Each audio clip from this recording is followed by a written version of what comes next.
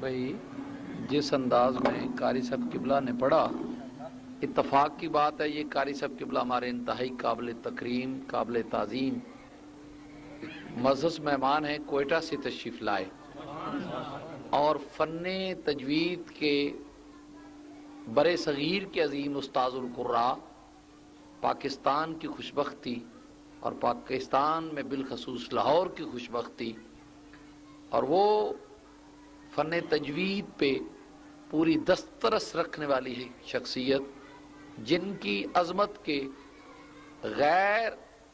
تائید کریں اور تکلفن نہیں بلکہ ریڈیو پاکستان پہ مجھے یاد ہے میں نے 5 سال پہلے سنا کہ ایک دوست جو دیگر کسی مکتب فکر سے ہیں، وہ کہہ رہے تھے کہ قرآن پڑھنے کا اور فن تجوید یہ ہماری ملکیت تھی، اس پہ ہمارا عبور اور ہمارا کنٹرول تھا،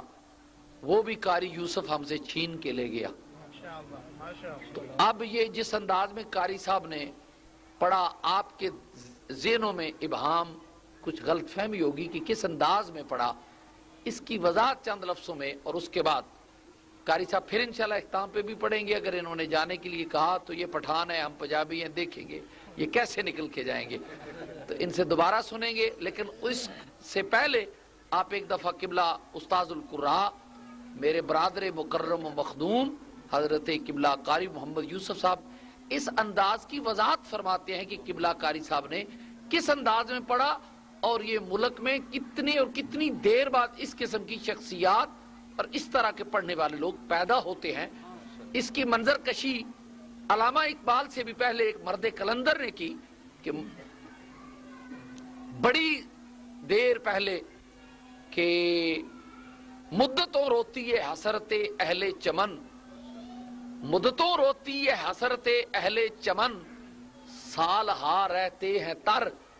دیدائے چرخ کہن، تب کہیں جا کر پیدا ہوتا ہے ایک نخل گل بدن،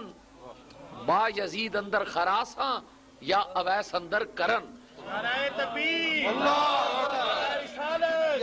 صاحبزادہ سید محمد کبیر علی شاہ صاحب۔ اس قطعے کو اپنے شعر میں 2 مصرے میں، یہ 4 مصروں کا قطعہ ہے، اس قطعے کو 2 مصروں میں منتقل کیا علامہ اقبال نے۔ کہنے والے نے کہا مدتوں روتی ہے حسرت اہل چمن، سال ہا رہتے ہیں تر دیدائے چرخ کہن، تب کہیں جا کر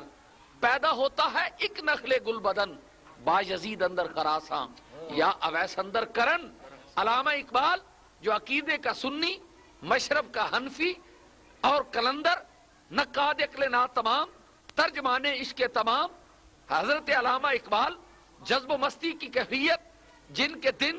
آکسفورڈ کے در و دیوار میں اور جن کی راتیں محمد کے پیار اور محمد کی یاد میں،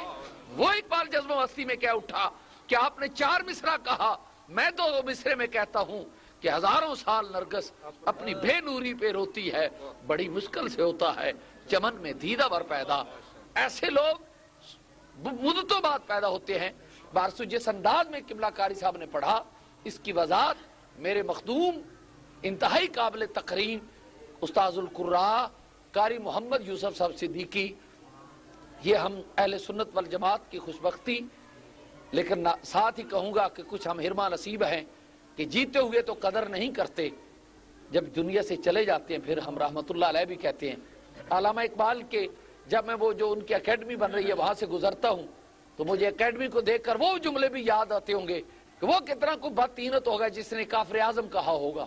وہ کتنا بدطینت ہوگا جو اقبال پہ کتنی تہمتیں لگا ہوتا ہوگا۔ آج ہم اس کو کتنا بڑا اعزاز دے رہے ہیں، لیکن جیتے جی اس کے ساتھ کیا کیا، یہ ایک اپنی جگہ ہے۔ صاحبزادہ فیض الحسن شاہ صاحب رحمت اللہ تعالی علیہ چونڈے تقریر کر رہے ہیں، مجھے یاد ہے تو ایک دوست کوئی کہہ رہا تھا، ہائے کاش فیض الحسن تو سنیوں میں ہے، تجھ پہ تہمتیں لگاتے ہیں، ہائے کاش ہم میں ہوتا، ہم تمہیں سونے سے نہیں پلاٹینم سے تولتے۔ لیکن قدردان وہی ہوتے ہیں جو قدر کرتے ہیں، لیکن ہماری حرمہ نصیبی، ہم چلے جانے کے بعد ہائے میری تجھے یاد آئے گی میرے چلے جانے کے بعد۔ ہم آنسو بہاتے ہیں تو مرنے کے بعد، پھول چڑھاتے ہیں تو مرنے کے بعد، رحمت اللہ علیہ کہتے ہیں تو مرنے کے بعد، افسردگی کا اظہار کرتے ہیں تو مرنے کے بعد، مرکز بناتے ہیں تو مرنے کے بعد، قبہ بناتے ہیں تو مرنے کے بعد. اسی لاہور نے دیکھا کہ جب میں اس درویش کی اور اس نعت گو شاعر کی جب برسی دیکھتا ہوں کہ آج فلاں ہوٹل میں منائی جا رہی ہے تو مجھے وہ شاعر یاد آتا ہے کہ وہ لاہور میں کی گلیوں میں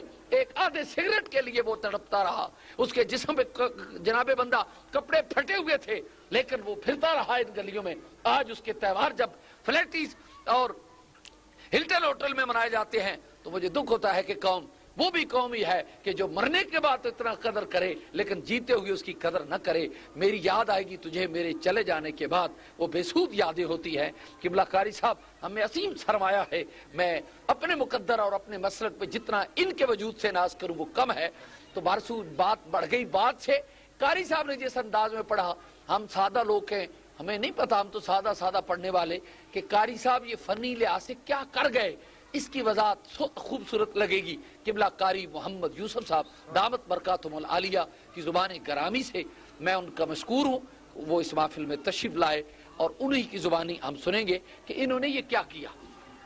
ایک دفعہ دروشی پڑھ لیں تو زیادہ خوبصورت رہے گا.